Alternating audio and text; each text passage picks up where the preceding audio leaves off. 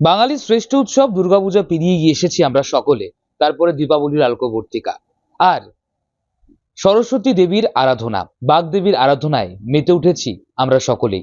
সেই বাগদেবীর আরাধনাকে সঙ্গে নিয়ে আমরা সবাই উত্তর পানিহাটিতে একেবারে বাগদেবীর আরাধনায় মেতে উঠেছেন কচি কাঁচা থেকে শুরু করে এলাকার এই অঞ্চলের সমস্ত মানুষেরা।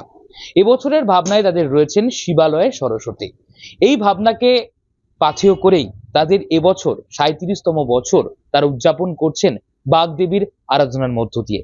দেবী নিজের ঘরে এসেছেন এবং সেই দেবীর মধ্য দিয়ে সমস্ত বিদ্যা যেন মানুষের মধ্যে তারা ছড়িয়ে দিতে পারে, এই আলোকে এই ধারাবাহিকতাকে বজায় রেখেই তাদের এবছরের ভাবনা শিবালয়ে সরস্বতী। মণ্ডপ নির্মাণ করা হয়েছে এবং সেই সঙ্গে সঙ্গে মানুষের উন্মাদনাও ছড়িয়ে পড়েছে এই মাতৃমণ্ডপকে কেন্দ্র করে। একমাত্র গোটা পানিহাটি খর্দার বুকে সব থেকে বৃহৎ আকারে এই পুজোকে কেন্দ্র করে উন্মাদনা আরো ছড়িয়ে পড়বে।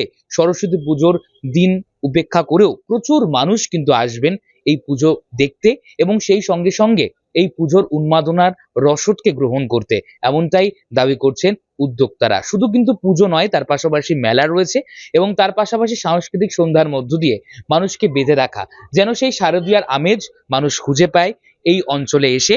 সর্বোপরি বিভিন্ন অঞ্চল থেকে এই অঞ্চলে ঠাকুর দেখতে এসে এমনটাই উন্মাদনার জোয়ারে ভাসছেন এই অঞ্চলের মানুষেরা। আমাদের এবছরের থিম শিবালয় সরস্বতী, মানে শিব অর্থাৎ আমাদের পৌরাণিক মতে সরস্বতী বাবার ঘরে মায়ের বাসস্থান বা মেয়ের বাসস্থান, সেই হিসেবে আমরা এবার করেছি। কাল্পনিক, সম্পূর্ণ মন্দিরটি কাল্পনিক। এটা আপনারা কৈলাস, যে আমাদের যে কৈলাস নিয়ে আমাদের যে সনাতন ধর্মের কৈলাস যে শিবালয় দেখানো আছে তার সঙ্গে মেলাতে যাবেন না। এটা আমাদের সম্পূর্ণ কাল্পনিকভাবে করা হয়েছে। শিবালয়ে সরস্বতী মানে শিবের ঘরে তার মেয়ে আসছে।